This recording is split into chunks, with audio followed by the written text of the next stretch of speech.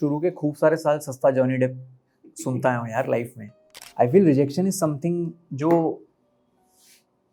तोड़ तो एक पॉइंट के बाद तोड़ देता है वो आपको। तो ये जो लोग कभी कभी बोलते हैं ना कि अब तो ऐश है, कुछ नहीं है ऐसा। आज सक्सेस स्टोरी के इस खास एपिसोड में बेहद ही कमाल के उम्दा इंसान तो हैं ही हमारे साथ मौजूद, उसके साथ साथ multi talented the OG influencer Bhuvan balm.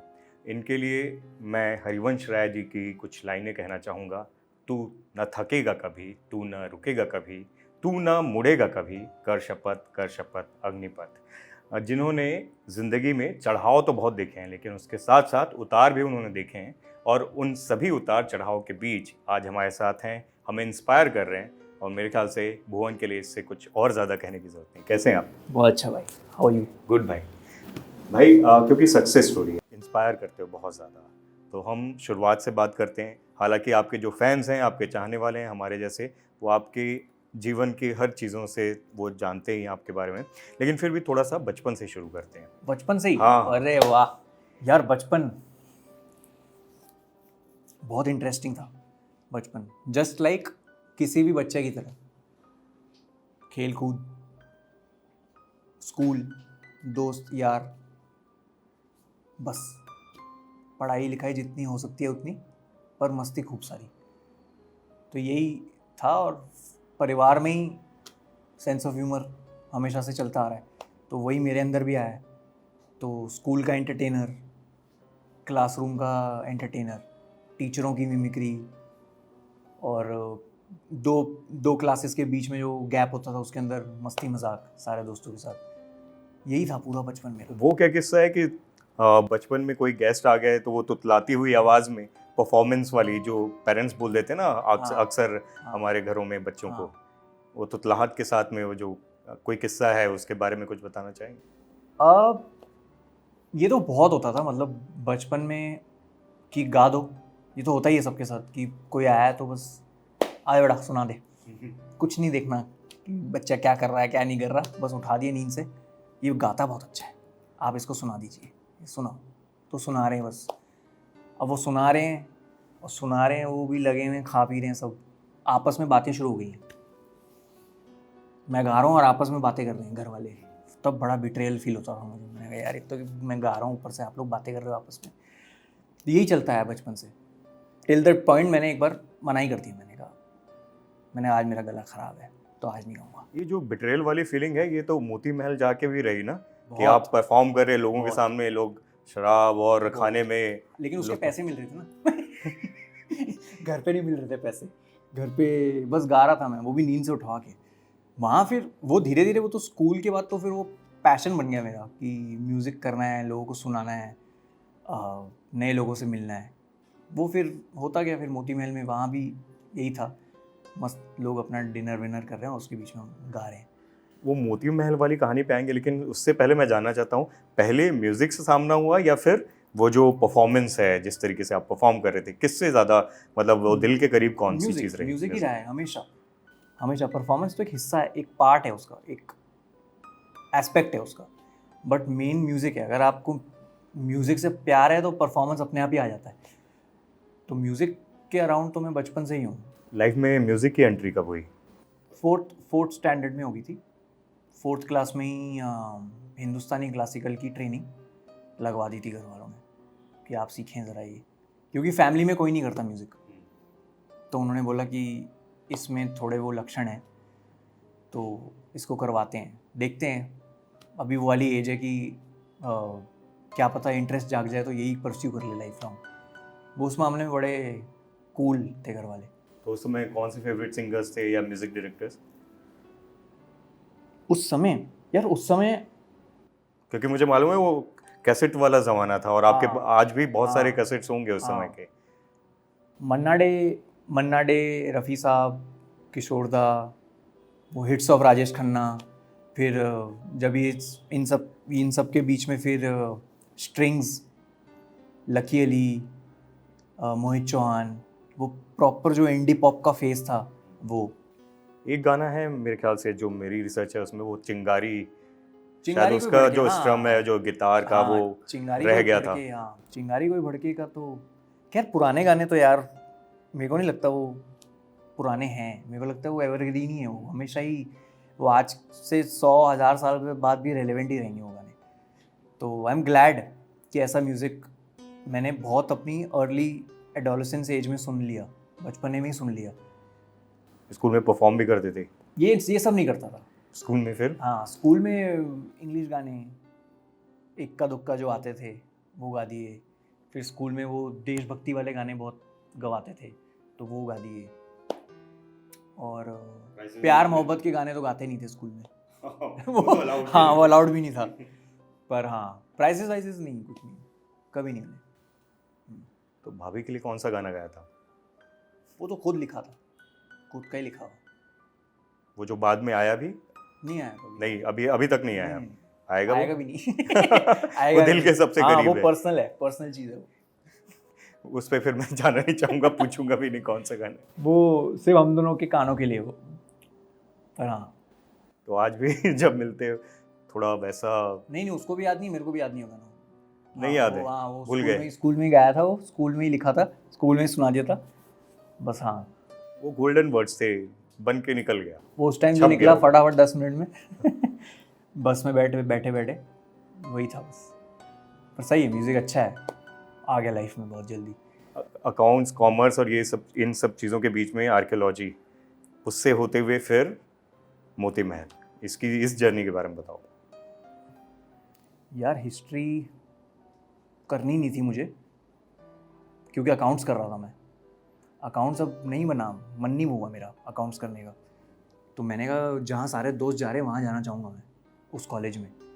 लेकिन उस कॉलेज में मेरे लायक परसेंटेज नहीं थी, या मैं तो उसके लायक नहीं था बिल्कुल। इतना तो मुझे पता है कि कितना था यार, 93% कट ऑफ था, मेरे आए थे 75। डीयू में तो बहुत ज़्यादा कट ऑफ हाँ, होता अब तो बहुत ज़्यादा है, हो गया, बहुत ज़्यादा बहुत ज़्यादा हो गया। मेरे 75 थे, तो 75 के हिसाब से हिस्ट्री मिल रहा था मुझे। तो मैंने कहा ले लेता हूँ, सारे दोस्त यहीं हैं, ईजी हो जाएगा। फिर पता चला उनकी टाइमिंग और मेरी टाइमिंग तो अलग है। उनकी टाइमिंग होती थी सुबह 8-9 बजे, मेरी टाइमिंग होती थी दोपहर के 2 बजे, 2-3 बजे। हालांकि मेरा मॉर्निंग कॉलेज था, पर टीचर्स मुझे हिस्ट्री पढ़ाते थे, हम हिस्ट्री पढ़ाते थे दोपहर में 2 से 5। तो मैं फिर इवनिंग वालों के साथ पढ़ने लगा। फिर ये दोस्त आते थे, जब ये निकलते थे मैं घुस रहा होता था अंदर। तो मेरा कॉलेज से भी इंटरेस्ट ख़त्म होने लगा। फिर मोती महल आ गया लाइफ में, तब मैं इस उसमें बीच में शायद 12th के दौरान थोड़ा सा वो मन में होता है ना चहलकदमी टाइप से, तो कहीं वो डोमिनोज में भी पहुंच गए थे स्कूटी लेके? हाँ, वो तो ऐसे ही पहुंच गया था यार। मैं बड़ा डेस्परेट था। मैं जाके बोल दिया था वहाँ पे, मैंने कहा ये राइडर का जॉब है क्या आपके पास? उसने ऊपर से नीचे तक देखा, उसने बोला तेरे घर पे पता है वो आया इधर? तो फुल कॉन्फिडेंस में गए थे? नहीं, डर के गया था। कॉन्फिडेंस तो कभी आया नहीं लाइफ में, कॉन्फिडेंस तो बहुत बाद में आया। क्या सोच क्या रही थी कि अब पहुंच गए डोमिनोज को मतलब राइडर बनना है? घर पे पैसे मांगना थोड़ा स्ट्रेसफुल हो गया था। मतलब मना नहीं था, पर ऐसा लग रहा था अभी मांगूँ या नहीं मांगूँ, क्या करूँ। तो मैंने कहा एक बार ट्राई करके देखता हूँ। उस समय की ज़रूरतें क्या थी? धमका दिया यार। उस टाइम की ज़रूरतें कुछ नहीं थी यार, कुछ नहीं थी। बंटा, क्रैक्स, वो जो उंगली में फंस, क्रैक्स ही था ना? क्रैक्स ही था ना, उंगली में फंसा के बंटा। और कुछ नहीं, कपड़े वही जो घर वालों ने पहना दिए। जेल आता था, हेयर जेल। किसका आता था? सेटवेट। अच्छा, मैं उससे पहले के ज़माने की बात कर रहा था। ब्रिल क्रीम भी था घर पे, क्योंकि बड़ा भाई यूज़ करता था। वो डब्बा। हाँ, वो ऐसे खोलने वाला। फिर वो जेल वाला आया, सेटवेट वाला, वो ये सब चीज़ें। तो ये सब के लगता था कैसे मांगना है, क्या मांगना है। चले गए डोमिनोज, वहाँ पे हड़का दिया उस बंदे ने। यार सही किया उसने, हड़का दिया। क्या बोला था? कि बता दूंगा घर पे, निकल जाए ऐसे, पढ़ने लिखने की उम्र है, ये सब करना है देखो, चल जा। तो मैंने कहा ठीक है चल। फिर मैं चला गया। फिर सब एवरीथिंग फेल इन प्लेस, सब कुछ हो गया। फिर मोती महल पे परफॉर्म करने का वो आइडिया कहाँ से आया?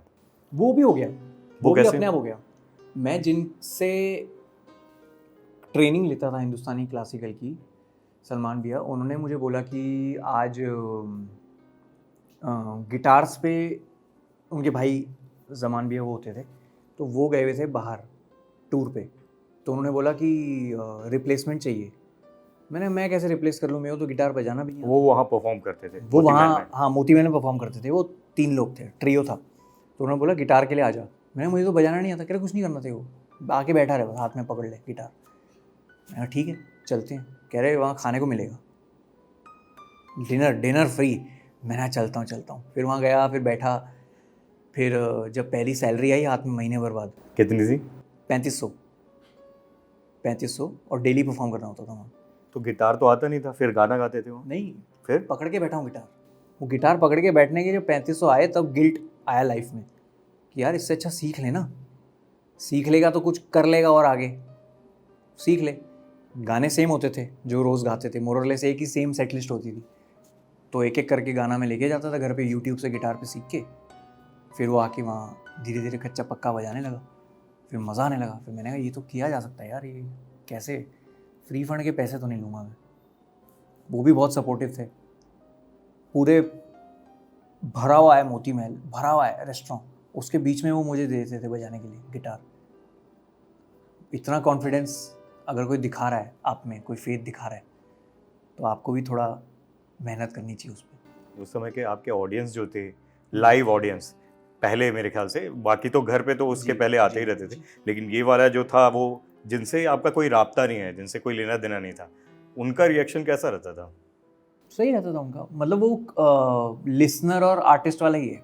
वो खाना खाए, उन्होंने 2-3 रिक्वेस्टें दी, फिर वो चले गए अपने रास्ते। फिर वो शायद वापस आए भी नहीं।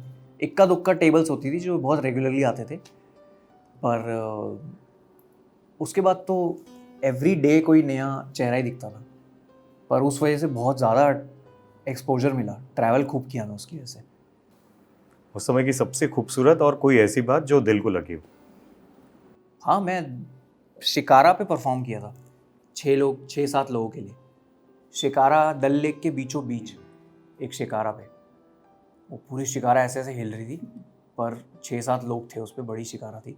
और उस पर किसी उनकी 25th वेडिंग एनिवर्सरी थी, तो उसमें किया था परफॉर्म। बहुत ही मज़ा आ गया था उस दिन। तो डल लेक के बीचों बीच, ठंड लग रही थी बहुत, और क्या मज़ेदार रात थी वो।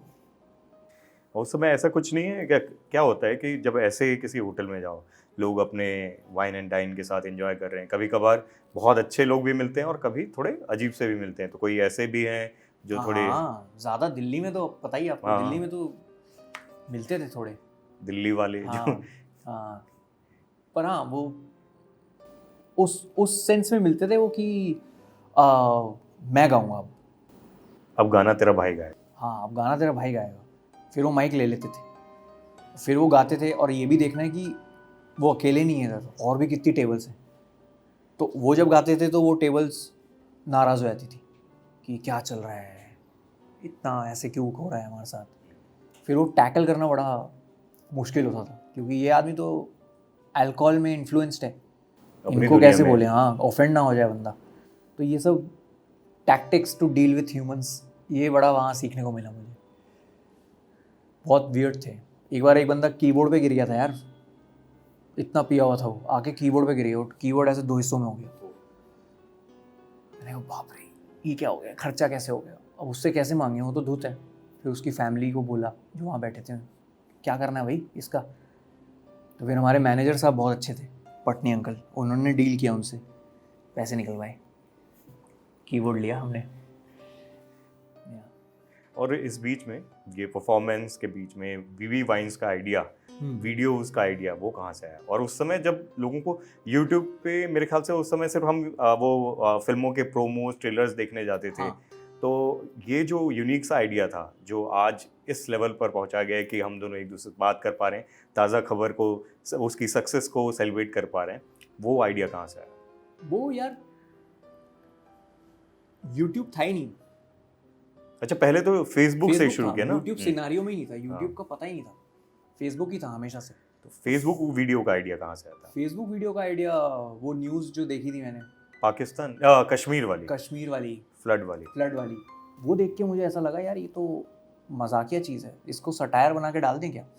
तब पता ही नहीं था कि कर भी सकते हैं ऐसा, क्योंकि सिर्फ बाहर की वीडियोस दिखती थी फेसबुक पे, जसपाल भट्टी साहब की वीडियोस आती थी, रेकमेंड होती थी वीडियोस पे, उस पे फेसबुक पे, फ्लॉप शो वाली, और कौन कौन सी वीडियोस आती थी, बहुत वीडियोस आती थी। जॉनी लीवर साहब की स्टैंड अप वीडियोस आती थी,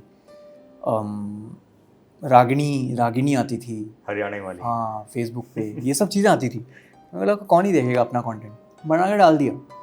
वो फिर धीरे धीरे व्यूज़ आने लगे, वो अपने ही फोन से जैसे आप हाँ वाइन बनाते थे वैसे 10-20 व्यूज़ आने लगे। फिर उसके बाद एक वीडियो, फिर वो क्या किया, फिर कैरेक्टर्स लाता गया मैं। और अभी यही है कि सीरियसनेस तो है नहीं, ये करियर थोड़ी है, करियर तो मस्त चल रहा है वहाँ रेस्टोरेंट में, मस्त अपना पैसे मिल रहे हैं, खाना मिल रहा है, सब हो रहा है, लाइफ सेट थी। पर फिर वो जब फटा वीडियो तो फिर तब लगा कि अरे बाप रे, ये तो सीरियस है मामला। फिर किसी ने बोला कि यूट्यूब पे डालो, पैसे मिलते हैं उसके। मैंने कहा ये बताइए ना कोई बात। अब और शुरुआत में पाकिस्तान में काफी फेमस हो गए थे, इवन आप पे कराची चस्पा में। कर दिया गया था कि पाकिस्तानी हूँ, बाहर जाके पूछे थे। कराची में, बांग्लादेश में, नेपाल में, और एक और जगह, इंडिया छोड़ के। मैंने ये कैसे चलेगा यार, ये तो जहाँ खाना है, जहाँ की रोटी खानी है, वहाँ तो देख ही नहीं रहा है कोई। तो फिर धीरे धीरे बताना शुरू किया लोगों को, इंटरव्यूज़ के थ्रू ही, कि मैं दिल्ली का हूँ, ये रहता शुरू में हूँ। तो हुजूर और आदाब होता था आपके साथ। हाँ, उनको लगता था ये दिल्ली में आया है परफॉर्म करने। फिर उसको बताया मैंने, अबे साले मैं यहीं रहता हूँ पीछे। धनिया हाँ धनिया लेने आया हूँ यार मैं। तब जाके प्रोसेस था ग्रेजुअल, तब किसी को नहीं पता था कि ऐसा भी हो सकता है, ऑडियंस को भी नहीं पता था, मेरे को तो कतई नहीं पता था। फिर वो एक कल्चर आया फिर कि अरे यूट्यूब पे भी कर सकते हैं क्या। फिर धीरे धीरे और क्रिएटर्स बनते गए, आंखों के सामने कितने सारे अभी जो इतने बड़े बड़े क्रिएटर्स हैं, वो उस टाइम पे देखे हैं मैंने वीडियोस बनाते हुए, और बहुत सही है वो जर्नी। वो जो वीडियो वायरल हुआ था तब तक आंटी अंकल को नहीं पता था, मेरे ख्याल से वैलेंटाइन का उटियापा पहला वीडियो था। हाँ, जब इंडिया में सबको पता चला तभी उनको पता चला कि ऐसा कुछ कर रहा हूँ। पहला वही वीडियो देखा था, वैलेंटाइन वाला। वही वाला वीडियो देखा था, और वो देखने के बाद फिर मेरे को लगा इनको पहले इनको समझा लेता हूँ, फिर बाकियों को से निपटूंगा। तो आपके थ्रू वो पता चला था या उन लोगों ने देख लिया था पहले? ऑफिस में ही देख लिया था, ऑफिस में ही, ऑफिस के कलीग्स ही देख रहे थे।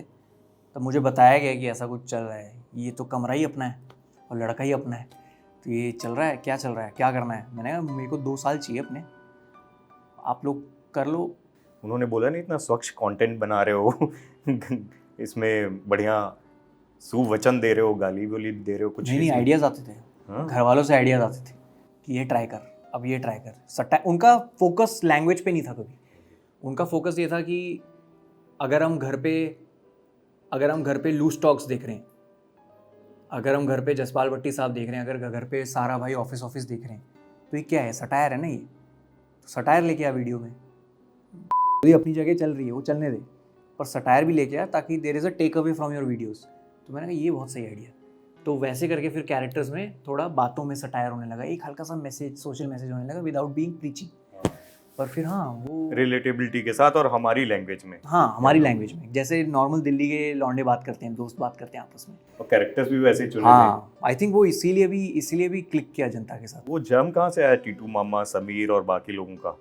यार फैमिली ट्री बहुत बड़ी होती है ना हमारी, तो अभी भी इतने सारे कैरेक्टर्स हैं जो अभी तक एक्सप्लोर ही नहीं किए मैंने, और बाकी है अभी। हाँ बहुत बाकी है, अभी तो शुरू किया है। मामा जी का क्या वो रिएक्शन रहता है, क्योंकि वो मेरे को मालूम है रियल लाइफ मामा से रियल मामा इंस्पायर्ड है। वो तो बड़े खुश थे, क्योंकि वहाँ पे जहाँ रहते हैं वहाँ चर्चे हो गए थे बहुत कि अरे ये तो बिल्कुल आपकी तरह बात करता है। कह रहा अभी मैं ही हूँ वो कह रहे अच्छा आपका भांजा है, कह रहे हाँ मेरा भांजा है। तब जाके अभी मिले भी थे मेरे दोस्त 2 साल पहले, डिंडोरा के प्रीमियर पे मिले थे उनसे, कह रहे भाई ये आदमी बिल्कुल कॉपी कर रहा है। मैंने यहाँ पे कॉपी नहीं कर रहा, इन्हीं की करता हूँ मैं। फन है, मतलब कैरेक्टर्स बनाना और कैरेक्टर्स लोगों तक पहुँचना एक बहुत अमेजिंग जर्नी है वो। और वो जो उतना प्यार मिल रहा था बेतहाशा, पहली बार एहसास कब हुआ? और शायद मेरे ख्याल से वो सरोजनी वाला है ना किस्सा, उसके पहले तक पता चल गया था कि अब लोग इतना ज़्यादा प्यार दे रहे हैं। हाँ वो एक वन ऑफ द फ्यू किस्सा था वो, जब ऐसा मोमेंट था, जब ऐसा कुछ हुआ था। पर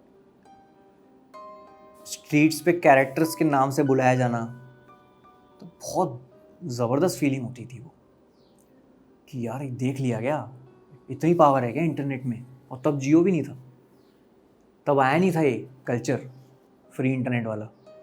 तब पेन ड्राइवों में फिर मुझे बताया अभी जो हमारे एडिटर शायद आपके प्रोमो जब एडिट हो रहा था तब उस पे बताया ना आपको, हाँ उसने बताया था मुझे। हॉस्टल में वो लोग हाँ और इवन आपको रिक्वेस्ट भी आते थे कि आज डेटा नहीं है, कल वीडियो अपलोड करना, ऐसा भी हुआ ना? भाई साहब फुल रिसर्च, बड़ी जबरदस्त रिसर्च है भाई, मेरी सारी बातें भाई बताए।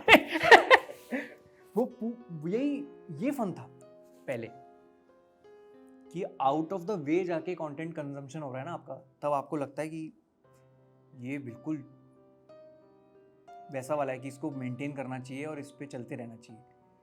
अच्छा, वो सरोजनी वाले किस्से से पहले ही जनता का जमावड़ा लगना शुरू हो गया था सुबह रात में, वो बाहर आके खड़े होते थे, या उसके बाद की बात है वो? बात की वो बात की बात है, क्योंकि फिर जैसे जैसे वीडियोस बनता गया, जैसे जैसे मुझे घर के नीचे लोग मिलने लगे, वैसे वैसे फैल गई बात। क्योंकि जहाँ मैं रहता हूँ मालवीय नगर, वहाँ बहुत ट्यूशन सेंटर्स हैं, तो वो वर्ड ऑफ माउथ से वो तो यहाँ रहता है यार, कल मुझे दिख गया था नीचे, अपना ही लौंडा है, अपना ही है, तो फिर आने लगे लोग। एक हद तक मिलता था मैं रोज़ जाके नीचे लोगों से, बट फिर मेरे को लगा जब ये बहुत ज़्यादा होने लगा तो घर वालों को भी दिक्कत होने लगी। मैंने कहा यहाँ से निकलते हैं, तो फिर कोशिश करी कि कहीं बिना बताए किसी को एक जगह घर ले लिया जाए। फिर वहाँ शिफ्ट हो गया मैं, क्योंकि आसपास वालों को भी दिक्कत होने लगी थी बहुत। उनकी दुकानों पे आके बैठने लगे थे, कुछ खर्चा नहीं कर रहे, बस बैठे हुए। सही, अभी भी जाता हूँ मैं, जो लास्ट वीक गया था मैं वहाँ, पुराने वाले घर पे तब भी थे लोग। अभी भी रहते हैं लोग? रहते मतलब इंतजार आते हैं, में हाँ आते हैं। और कई लोग वो शाहरुख खान के जैसे मन्नत के सामने ना फोटो खिंचा के जाते हैं, मैंने देखा है। सलमान भाई के गैलेक्सी के सामने भी वैसा भी होता है, क्योंकि दिल्ली के लिए तो भाई आप अपने शाहरुख खान तो हो ही। वहाँ नहीं होता, नहीं होता। होता। लोग आते हैं ना, फोटो तो लोग खिंचा के आते जाते हैं, लोग पूछताछ करते हैं कि अभी भी रहता है क्या यहाँ, क्योंकि सबके हिसाब से तो बम्बई शिफ्ट हो गया हूँ मैं। मतलब ज़्यादातर मैं इधर ही रहता हूँ, और दिल्ली का ज़्यादा आइडिया है नहीं लोगों को, तो जिनको पता है वही आके एक बार पूछ जाते हैं आपस में। और क्योंकि अब मैं वहाँ नहीं गया काफ़ी टाइम से, तो नेचुरली सब आसपास के बोलते हैं वो तो शिफ्ट हो गया। बस पूछताछ होती है, कभी मैं जाता हूँ तो दिख जाते हैं मुझे लोग बातचीत करते हुए, पूछते हुए। और उस समय जो पहला ब्रांड एंडोर्समेंट मिला था, जो कोलैब वाला, आजकल तो बहुत बड़े लेवल पे होता है, वो कौन सा था? बहुत ही इंटरेस्टिंग है ना वो भी।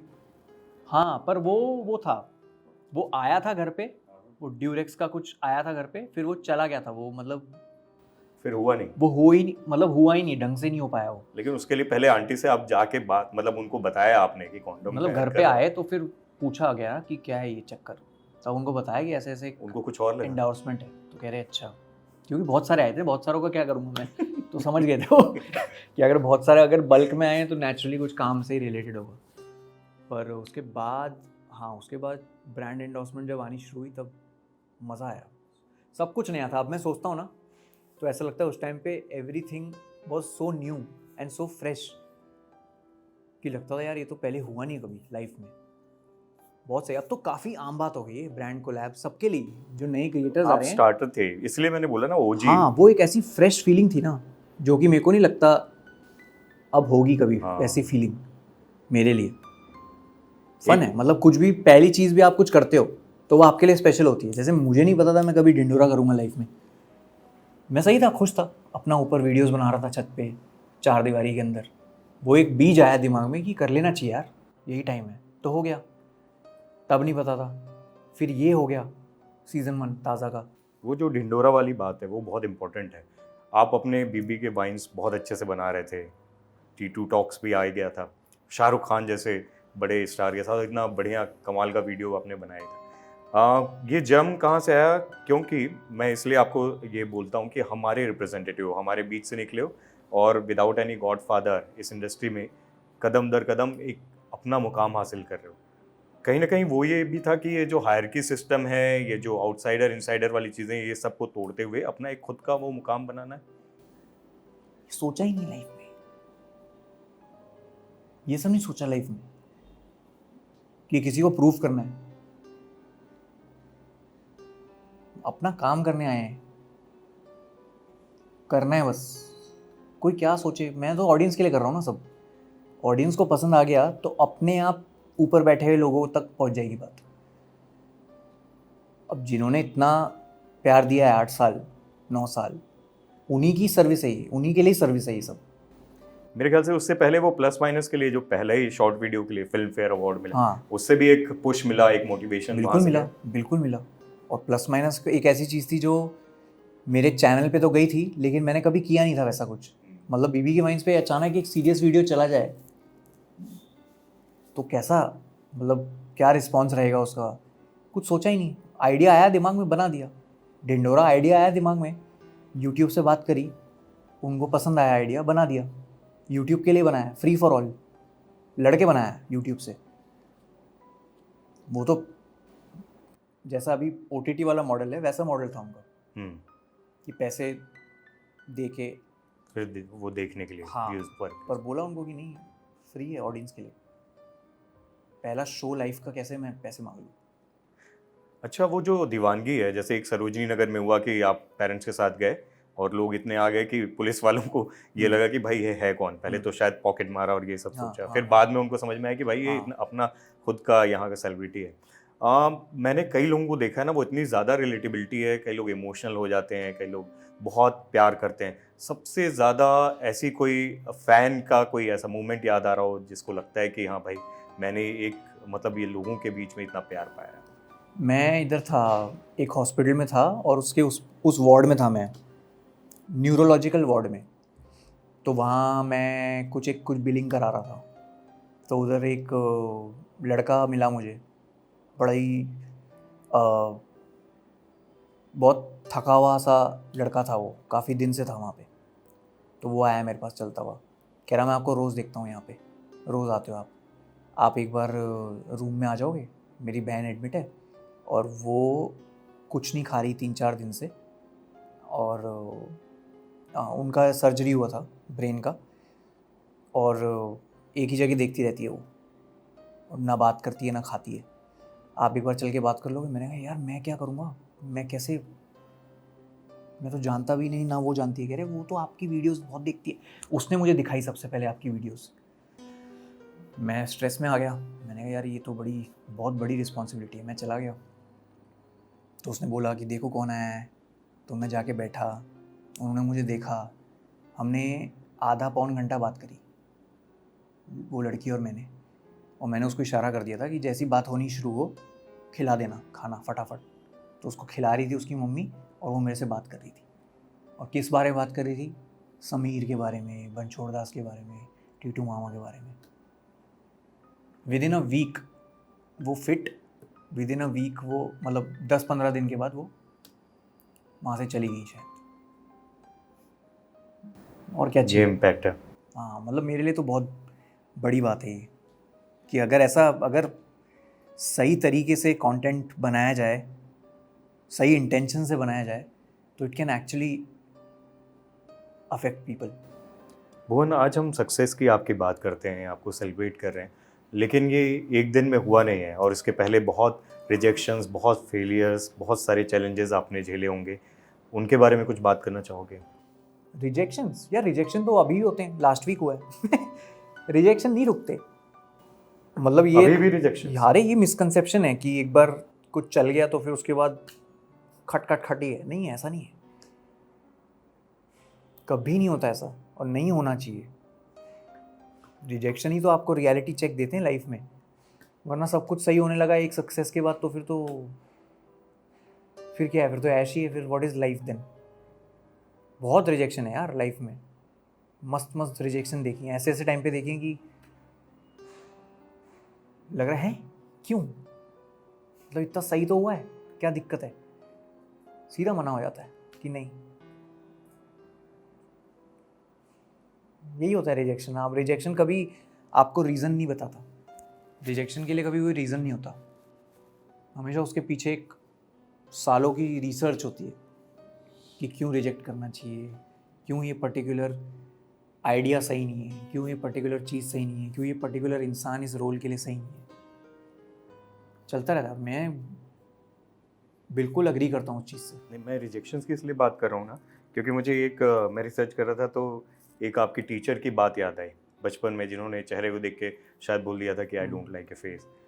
आज जब इतने सारे लोग, इतने खासकर लड़कियाँ, वो आपके पीछे इतना प्यार देती हैं, क्या वो टीचर को समझ में आ रहा होगा कि जो जिस तरीके से उन्होंने रिजेक्ट किया, या आपके वो, क्योंकि बचपन में ना कुछ ऐसा बोल देते ना तो जहन में रह जाता है। जहन में। पर मैं मिलके भी आया उनसे हाल ही में, हालांकि उनको नहीं पता, क्योंकि उनके लिए तो आई गई बोल दिया होगा। कितने यार साल के कितने बच्चे हैं उनके पास, हर साल 4 सेक्शन हो गए, 4 हो गए, हर क्लास में 40 बच्चे, 4 160 बच्चे, 160 बच्चे हर साल के पढ़ा रही हूँ।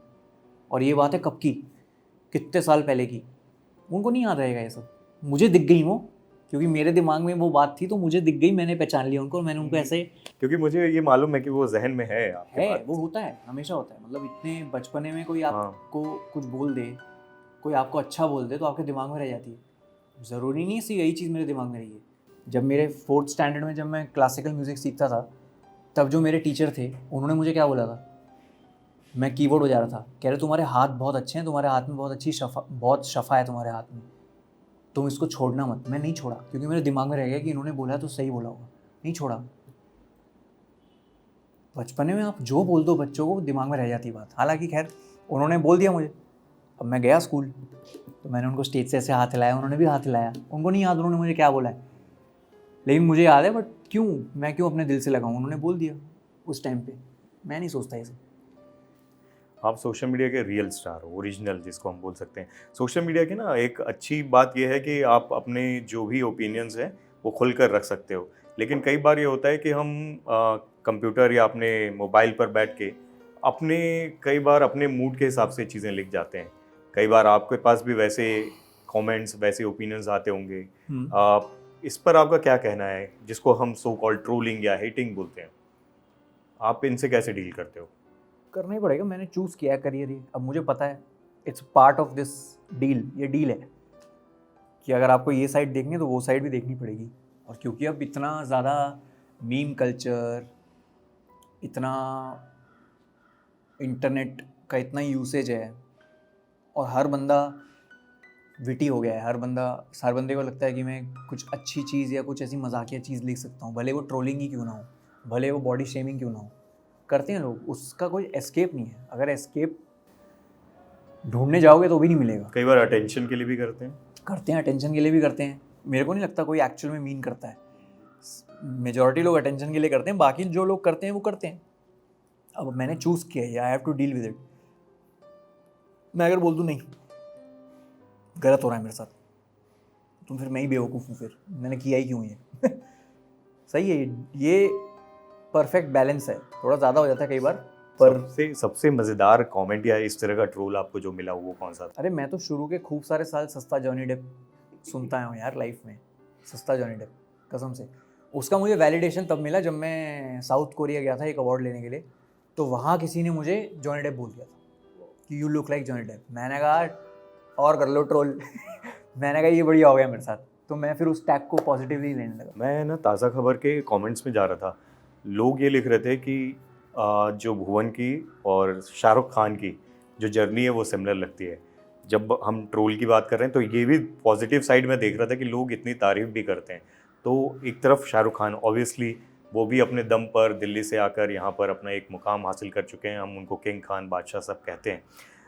जब भुवन को उनसे कंपेयर किया जा रहा है और आपने ऑलरेडी उनके साथ एक रैपो, एक बॉन्ड उनके साथ शेयर करते हो T2 टॉक्स के बाद में या उससे पहले भी,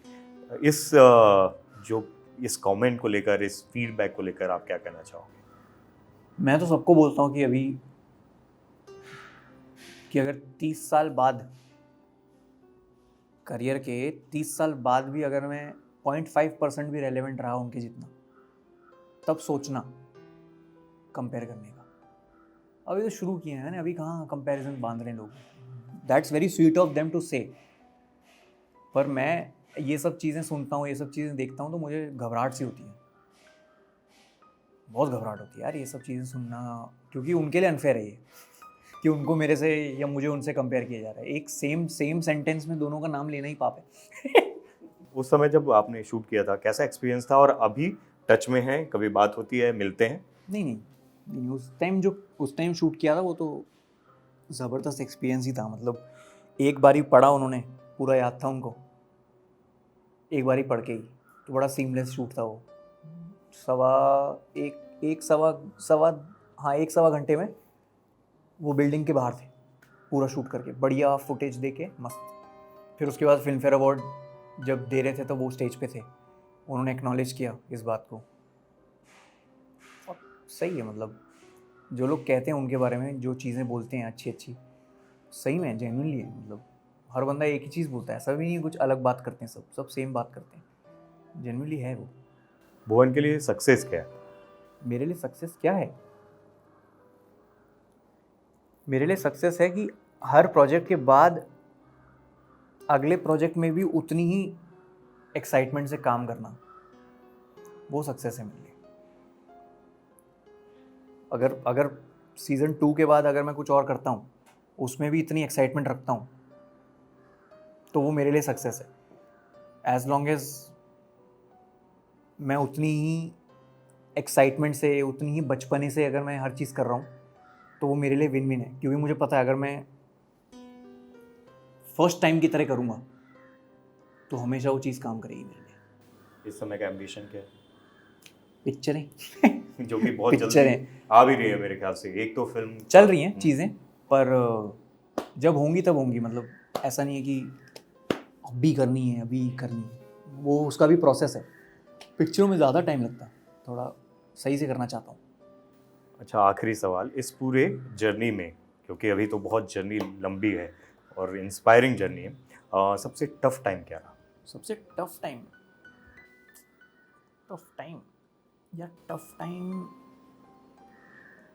अगर जेन्युइनली बताऊं, जेन्युइनली ही चाहिए। हाँ नहीं, मतलब जब चीज़ें नहीं काम करती ना आपके फेवर में, तब आपको लगता है क्या ये वर्थ इट है सब। ऐसा कभी हुआ? हाँ होता है। जैसे अभी रिजेक्शन की बात कर रहे थे हम, कई बार रिजेक्शन नहीं आती समझ, कई बार लगता है कि ये आपसी खुन्नस है कि क्या है, मतलब वो चक्कर है। तब लगता है, तब आप खुद को ही डाउट करने लगते हो कि और कितना कितना, मतलब I feel rejection is something जो तो एक पॉइंट के बाद तोड़ देता है वो आपको। टूटे हो कभी? हाँ मतलब, पर उसका फ्लिप साइड भी है कि अचानक कुछ और आ जाता है तो माइंड डाइवर्ट हो जाता है। जिस दिन रिजेक्शन हुआ और आसपास कुछ नहीं हो रहा, तब ऐसा लगता है बाप रे क्या करें, बहुत स्ट्रेसफुल है वो। और ये भले मैं 5 साल काम कर लूँ, 10 साल, 15, 20 साल, 30 साल काम कर लूँ, ये होगा ही होगा, हर बार होगा। तो ये जो लोग कभी कभी बोलते हैं ना कि अब तो ऐश है, कुछ नहीं है ऐसा। ये वही बात है कि 12th कर लो फिर ऐश है कुछ नहीं है ऐसा, सब झूठे बातें हैं। तो उन मौक़ों पर जब वो इमोशनल साइड होता है, शेयर कर पाते हो किसी को?